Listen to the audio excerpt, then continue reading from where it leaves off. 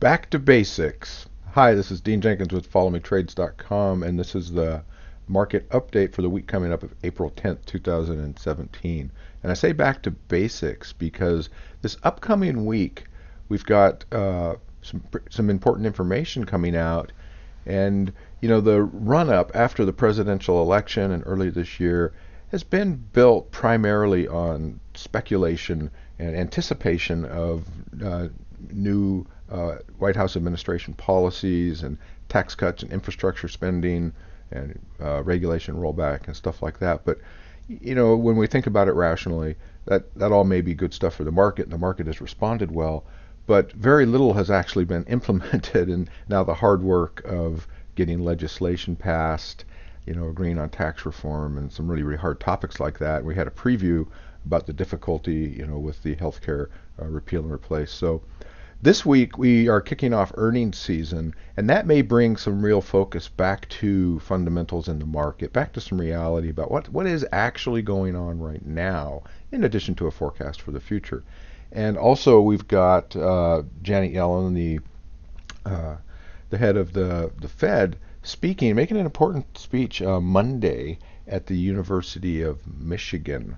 Now, last week the Fed released their minutes and from their previous meeting, and what wasn't in their announcement, but what was in the minutes, was some discussion about unwinding their balance sheet. So they've got $4 to $5 trillion on the Fed balance sheet, and they're talking now about unwinding that, about reducing some of those assets, which means they have to go sell them into the marketplace. And $4 to $5 trillion, like my accounting professor said in business school, a trillion here, trillion there. Pretty soon it adds up to a lot of money. That could have a big impact on the market. So you can be sure Ms. Yellen will be asked about that Monday as she takes questions at that forum. So the market will be watching very closely, for the plot and subplot behind what she says, and may react accordingly. And then later in the week, we got some really big names coming out, kicking off the earnings season. Citigroup, JP Morgan, Wells Fargo, and through the week, starting pretty much on Wednesday, some big names coming out with earnings. And then Thursday, some big economic reports coming out, jobless claims, which is of course a big deal for the country and for the Fed and their moves. And then Friday, of course, the markets are closed for a long Easter weekend holiday, but information still coming out: retail sales, customer sentiment, business inventories. So this could be a market moving week for sure. Typically, the week before a holiday is a little bit staid, a little calm, but there's a lot at stake, and maybe this is some important information. So look for maybe some volatility.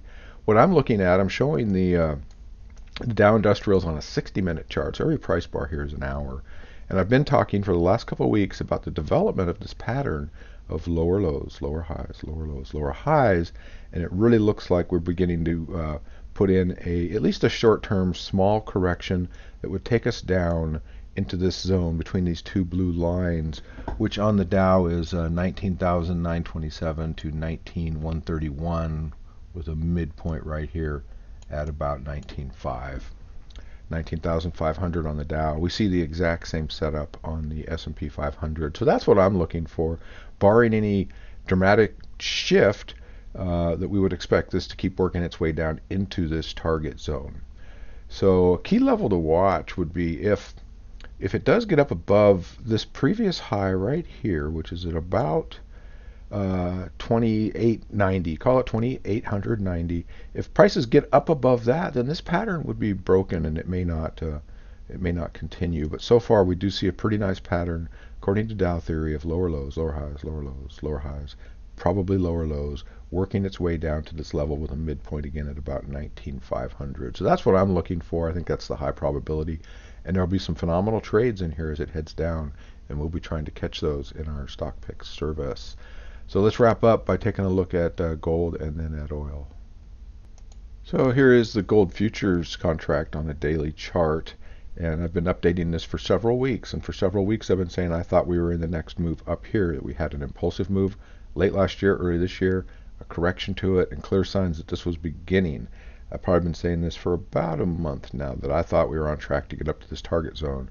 And last Friday we got within shouting distance of it, a few ticks away, and I think this is going to continue, and we're going to see this gold move into this target zone. So we're long gold, and there's still room to get in and get some good gold trades. Whether it's the ETFs are really a great way, whether it's a gold ETF like GLD or the gold miners like GDX or individual gold companies. Still think we got a good rally here and some more room to go on gold. So we're long gold and like it. See more highs to come. And here's oil. This is a crude oil futures contract on a daily chart. And it just continues to be a very volatile market. Very difficult to trade right now. So oil rallied on Friday a little bit as the news of the U.S. missile strike on Syria. All the markets reacted a bit. The indexes were off a bit. Gold was up. Oil was up. But by the end of the day, that had kind of settled down. And there wasn't really a dramatic market reaction by the time we got to the close. Even intraday, it wasn't that dramatic. But anyway, oil is rallying off this bottom.